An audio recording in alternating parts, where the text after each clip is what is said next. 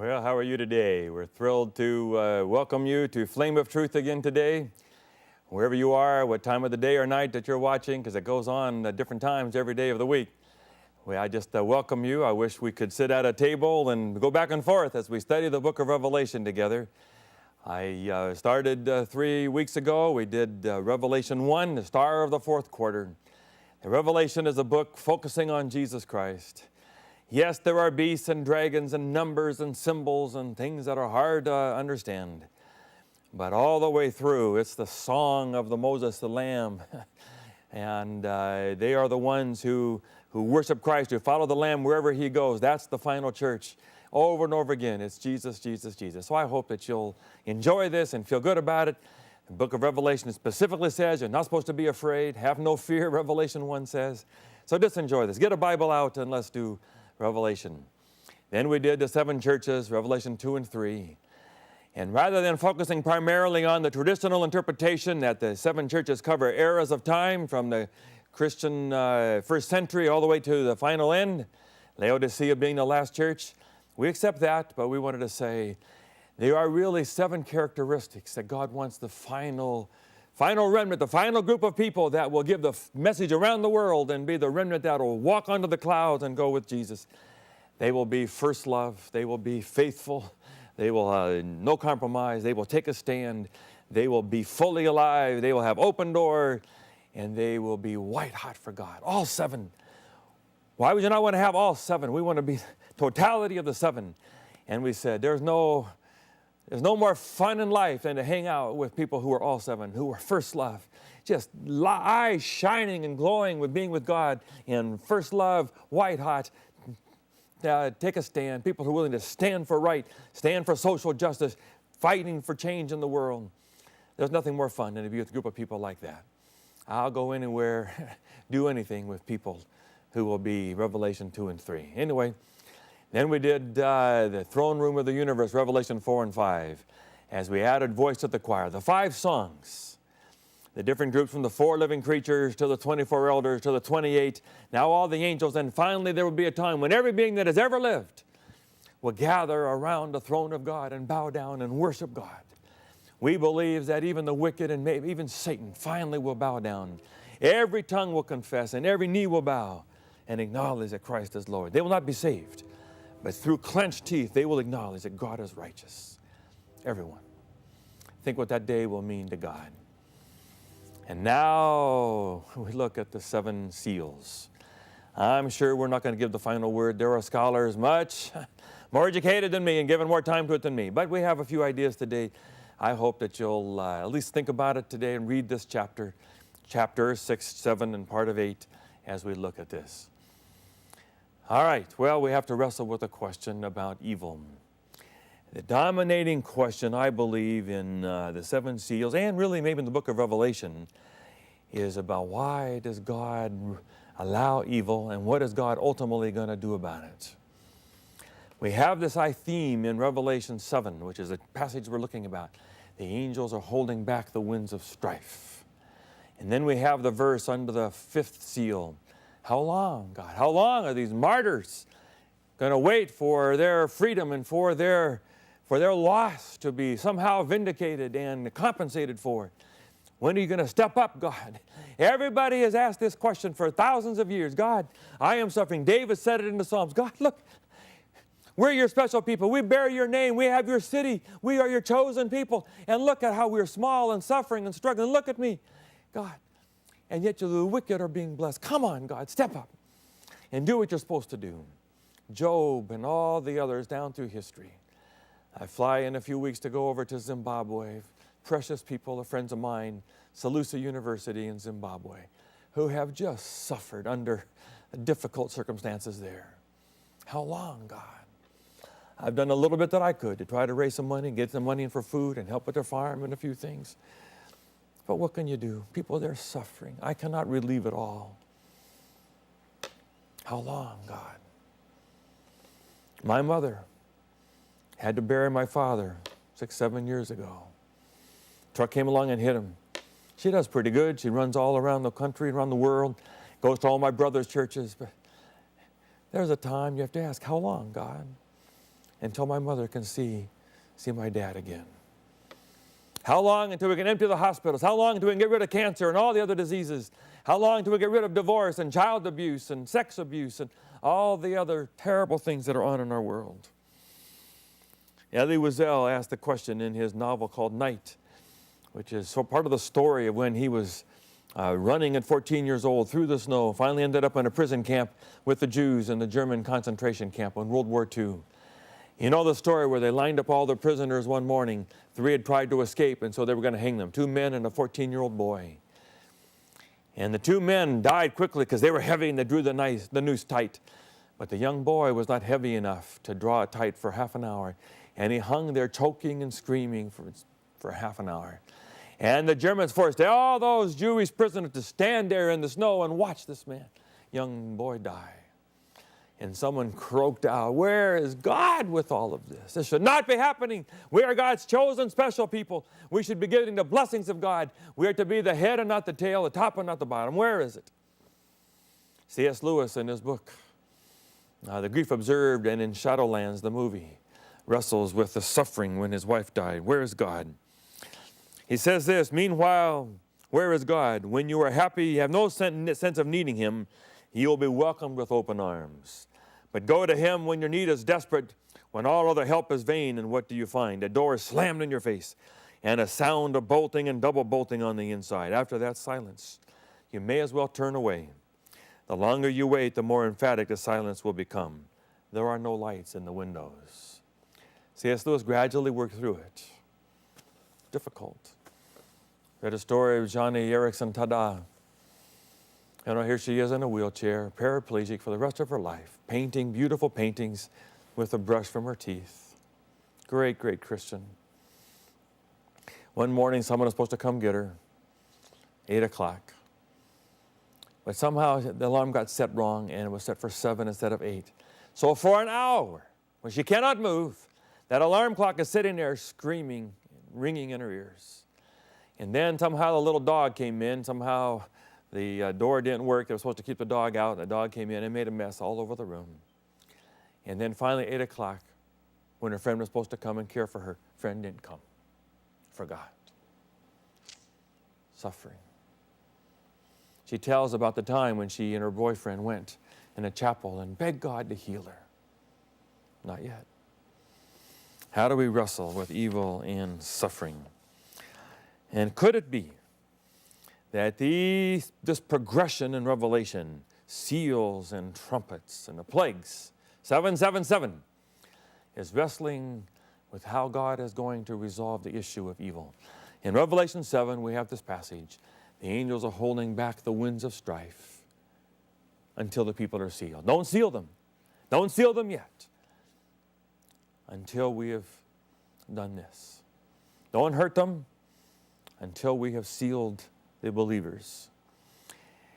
And so I'm just going to share with you a parable about why I think these seals are primarily still future. There is a tradition called historicism, which I accept, that believes that the 7 seals cover the same territory as the 7 churches, coming from history from the 1st century till now, and looking at various events. And they read all these symbols and go into history and find symbols that they think parallel. And it's possible to make that case, and it's fine. But because the Bible says, don't hurt any of these people until they are sealed, says to me that it is still primarily future. And God is waiting for a group of people who will take the 7 churches' messages and become sealed. And then there will be this pouring out of suffering. Anyway, you'll have to see what you think as we go through this. But here's my parable. There was an old king. He was loved everywhere. He was benevolent to everybody. He cared for the people, fed them, cared for them, gave them hospitals and schools and cities and streets and comfortable life. And gradually, as he got old, there were those who thought it was time for the old man to go and maybe time for the young one to take over. So after a while, the old one was removed and sent away, and the son was put into place. The son quickly began to change the nature of the country, began to live for himself. The policies of his father were overruled. And soon the people began to suffer. The economy began to go down. Pretty soon there was not enough money, there was not enough food, there was not enough crops. There began to be suffering. We're having in our country and around the world today in a depression and recession. The old king would watch on television and just grieve in his heart to watch what his son was doing. How? Why does he make these policies? I taught him better than this. How can he throw away everything that I've built and spent my whole life giving to these people? Sometimes the suffering was so great that he would give some money and some things to his aides. And he would say, take some to that hospital. Take some medicine. Take some food to the poorest of the poor. Don't tell anybody where it came from. Just try to help out. And he would try to relieve the suffering a little bit. Finally, things got so bad. His aides came to him and said, I think you're going to have to go back in and take the country back. Your son is going to destroy the whole country. Finally, there was going to be an election, and the old man announced that he was going to come back and run for election against his own son. So he would begin to go, and he would begin to try to have rallies, but only a few people would come who remembered the old man. The attendance was so small. And finally, his aides came to him, and he said, people don't realize what would happen if you were to just stop helping out. No one knows that it is you that is putting medicine in the hospitals and giving food to the poor and trying to take care of some of these problems, because we haven't told them. You wouldn't let us tell them. And so he said, okay, go ahead and begin to tell. So they began to fan out over 60 Minutes and on Larry King and on all the other talk shows. It's really the old man who is sending in the money and the food and the medicines and making it better so you don't have to suffer. But the young son kept saying, no. This is ours, this is us. And so people did not know for sure. Finally, the aides came to the old man and he said, you're going to have to stop the shipments. You're going to have to stop the payments and stop the medicine so they will understand what the world would be like and what the country and life would be like under the power of the sun without you moderating the extremes. I can't do it. I can't. I'm watching on television. I cannot. Finally, he didn't know what else to do. He said, okay, take back some. And they reduced the medicine and the other things and electricity and water and other gifts and blessings. They reduced some. And he had to reduce it some more. And finally they came and he said, you're going to have to stop it all. Tears streaming down his face, he gave the order, stop it all.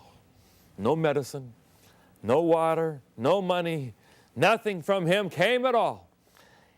And people began to realize as the country was thrown into complete chaos, maybe they needed the old man after all. And the cry began to go out, bring the old man back, bring him back. And he began to go and the rallies began to fill up. And he was given time on television and the polls began to show that the old man was winning.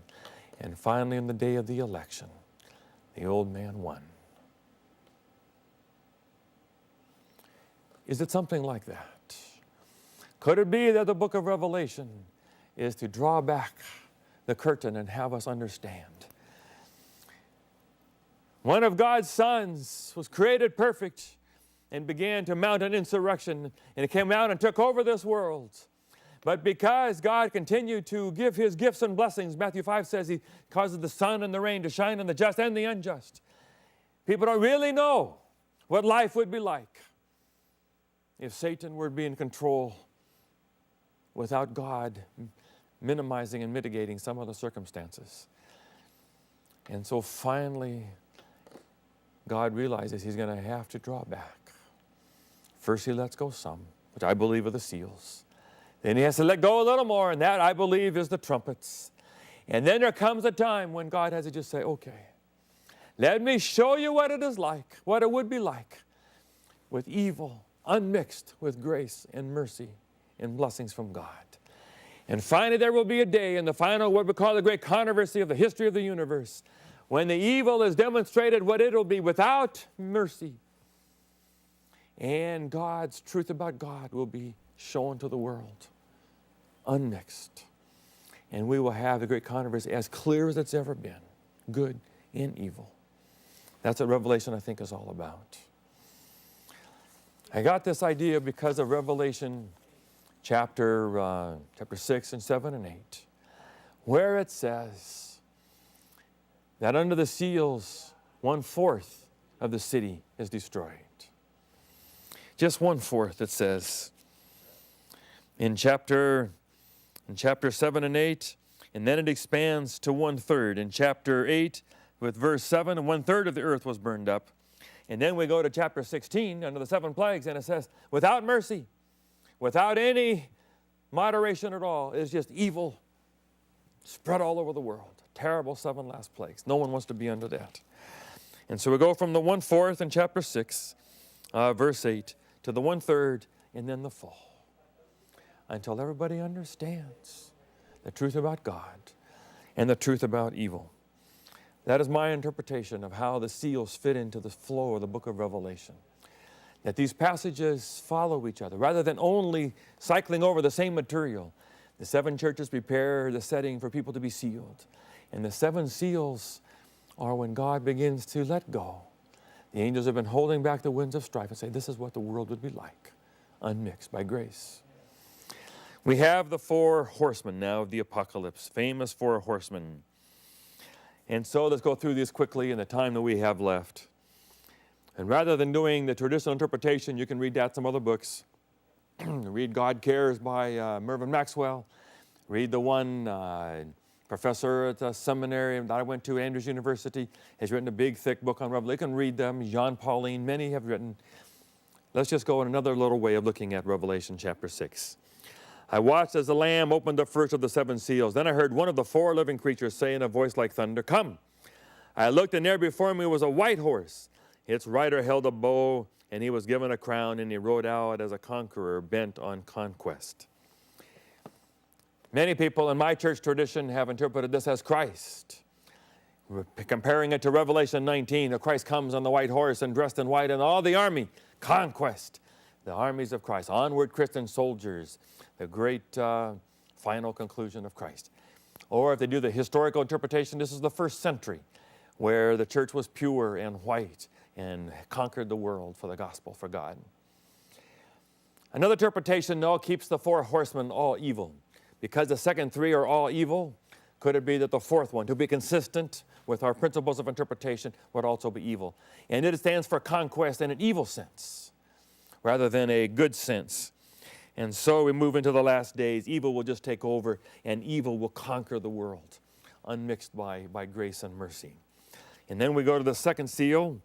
When the Lamb opened the 2nd seal, I heard the 2nd living creature say, come. Then another horse came out, a fiery red one. Its rider was given power to take peace from the earth and to make men slay each other. To him was given a large sword. So here we have war. We have wars now. We have wars. But at the end of time, we believe there will be more war. There are people who believe that it's appropriate for Christians sometimes to have wars, called the just war theory. There are others who believe, who are pacifists, who say, quote from the Bible, he who lives by the sword will die by the sword. Jesus came to live in peace.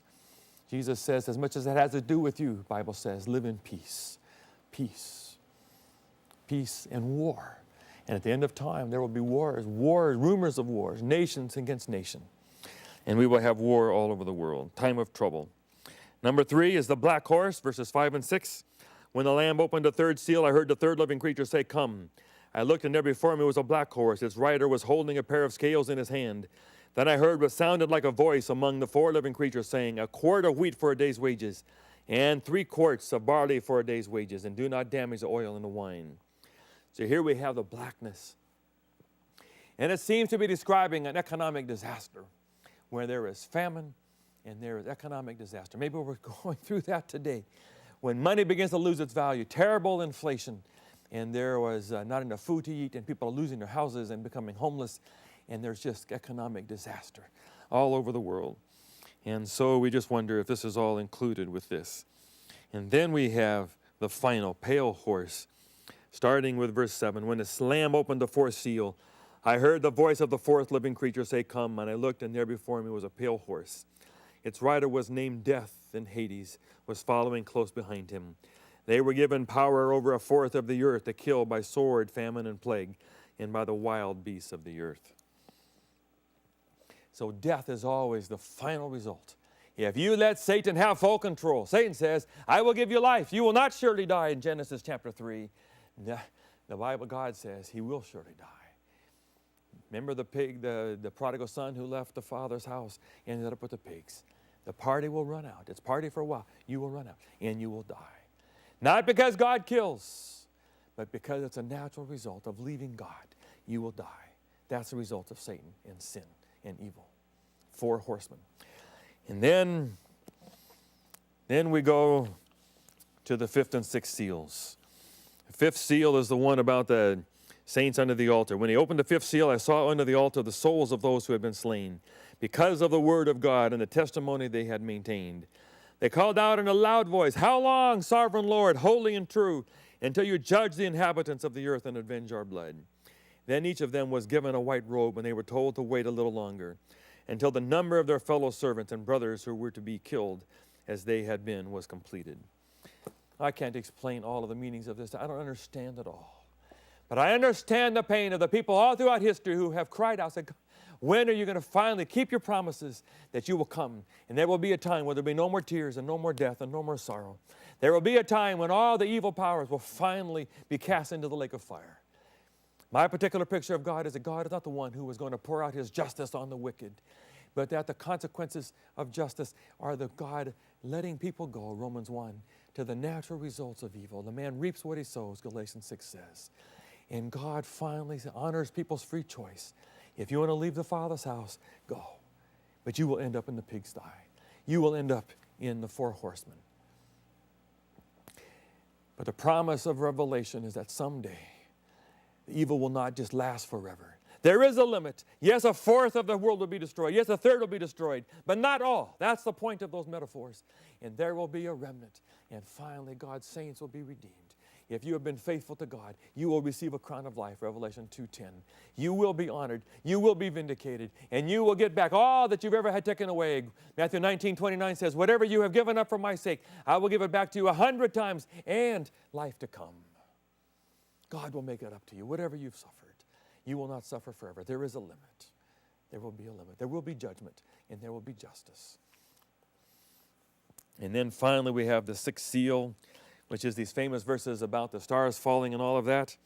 I watched, verse 12, as he opened the 6th seal, there was a great earthquake. The sun turned black like sackcloth made of goat hair. The whole moon turned blood red, and the stars in the sky fell to earth as late figs drop from a fig tree when shaken by a strong wind. The sky receded like a scroll rolling up, and every mountain and island was removed from its place. Then the kings of the earth, the princes, the generals, the rich and the mighty, and every slave and every free man hid in the caves and among the rocks of the mountains. And they called to the mountains and the rocks, fall on us and hide us from the face of him who sits on the throne and from the wrath of the Lamb. For the great day of their wrath has come, and who can stand? The traditional view, of the historical view, is that these 7 seals were eras of history, and finally we came to our last couple hundred years, marked off by the dark day, 1780, and the stars falling, 1833. These, I think, were significant moments. They were, I think, fairly natural moments, the Leonide star showers of 1833 and the dark day in New England.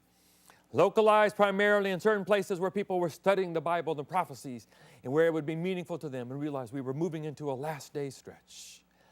But I don't think that those were the final fulfillment. Those were just symbols and a foretaste of when these symbols will be all over the world, when nature that has been groaning under the bondage of sin, Romans 8 says, will finally just sort of crack open. When God withdraws his glue that keeps it, the power that keeps it all together, mediating intercessory power, and he finally says, you want to see what the world would be like without my grace? Let me show you. And he withdraws, and the world falls apart, and islands and mountains are moving, and nature just goes crazy and berserk. And the earth begins to go back to what it was before God shaped and created it, back to the abyss. That's what I think happens under the 6th seal. And the world goes crazy. At the same time, the gospel is being preached, the truth about God. Evil goes crazy, and we have people can make a final choice. And then we have the final question, who is able to stand? Who is able to stand are the people who are sealed. The question is, the answer is, Already been given in Revelation 2 and 3. The people who are sealed, it says, don't let this happen until they are sealed. And so people want to be sealed. The people who have a first love relationship with Jesus. The people who are sealed are the ones who are faithful until the end. They stay trusting in Christ until the end. They are the ones who do not compromise and play games with evil. They are the ones who take a stand against evil. They do not tolerate evil in them or anywhere else in the church. Number 5, they are fully alive with Jesus Christ. They follow the Lamb wherever He goes. They are 6, before me an open door. I sit before you an open door. They are open to go all the way to Jesus. They have taken the gospel of Christ, where Jesus says, come boldly to the throne of God. You can go right to God because now we know what God is like because of Jesus Christ. I have set before you an open door. And they are white hot for Jesus. They are not lukewarm. They have let Christ come in. Christ knocked on the door and they've let Him come in and He sups with them and they with Him. They are white hot and they are sealed and they are settled. And then we're going to have the 7 seals. That's who's able to stand. It's always grace. It is always commitment to Christ. Who are the 144,000? Not a literal number. They are not 12,000 from each tribe. No one knows the tribes anymore. It is spiritual Israel. But I believe the 144,000 are the first ones who were sealed. They are the ones who lock it in. They are saying, God, I'm with you. No more. You don't have to wonder about me anymore. I'm on your side. It's settled. They're in Christ. White hot for God. First love. And they are the ones who give the final truth about God. While evil is going crazy and all nature is going berserk, there is a message that is going out with truth about God. And thousands and millions will wake up and come back to Christ because of the power of the 144,000. And then the great multitude of Revelation 7 will come in, and we will all go to worship God. That's what I believe. Were you willing to be one of the sealed who will lock it in today and be the ones on the power of the latter rain that will give the gospel with power all over the world? Let's do it. You and me, we can do it. God bless you.